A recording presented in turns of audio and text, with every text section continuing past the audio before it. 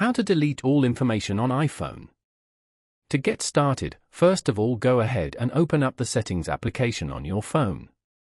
Settings allow users to customize, control, and secure your device. Once you're here, scroll down until you find the General option and tap on it.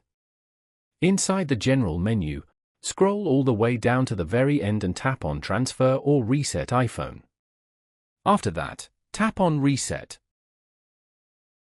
As shown, there are a lot of reset options available.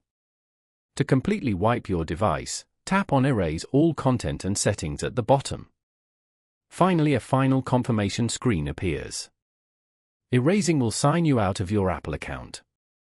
Tap on Continue to proceed.